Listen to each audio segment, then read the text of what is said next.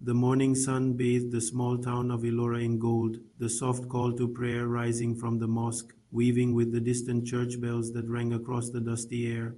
In a world where faith was often divided by walls, one man would unknowingly bridge them. He was a respected pastor, humble, eloquent, and passionate. His congregation adored him for his fire and simplicity. But one day, something changed. It began on a hot afternoon when he sat beneath the old palm tree near the market. He watched an elderly Muslim man spread his mat and bow in prayer. There was peace in the man's posture, serenity that seemed to melt the chaos of the market into silence. If this story touched you, don't forget to like, comment your thoughts, and subscribe to this channel for more powerful real-life stories that make you think. That night, the pastor couldn't sleep. He found himself on his knees, but not in the way he used to pray. He whispered, "Oh Lord, I just want to feel you again." But all he could hear in his heart was the echo of the Adhan Allahu Akbar, Allahu Akbar. Days passed. The pastor became more withdrawn. During church service, the congregation noticed his sermons were changing. He spoke more about humility, unity, and silence before God. He stopped shouting. He began to pray differently, bowing, kneeling, whispering. People started to talk. "Have you noticed how Pastor prays now? He bends like an imam." Some laughed, others worried, but he didn't care. He said, "If kneeling brings me closer to God, then I will kneel no matter what you call it." Weeks later, rumors reached the elders of the church. They summoned him. "Pastor, people are saying you no longer pray like a Christian. You bow like them. You sound like them." He smiled gently.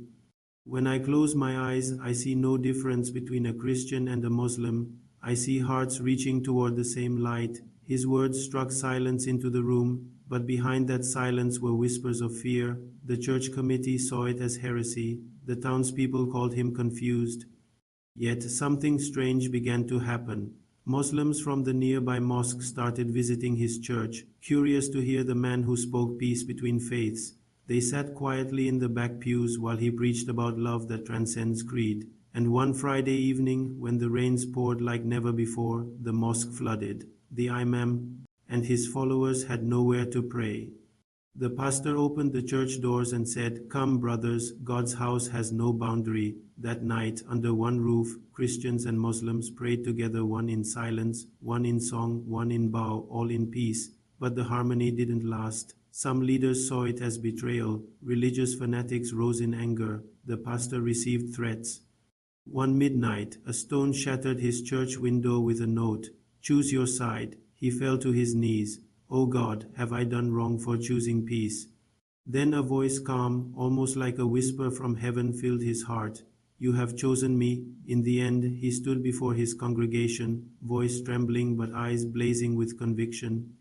"I may pray like an imam, but I serve the same God I always have. Maybe, just maybe, we have all been kneeling before the same throne, only with different tongues." A tear rolled down his cheek. The crowd sat in silence, some broken, some awakened. The screen fades to black. The narrator's voice rises. "Sometimes it takes one act of courage to show that God is not divided, only men are." What if faith was never meant to compete, but to connect?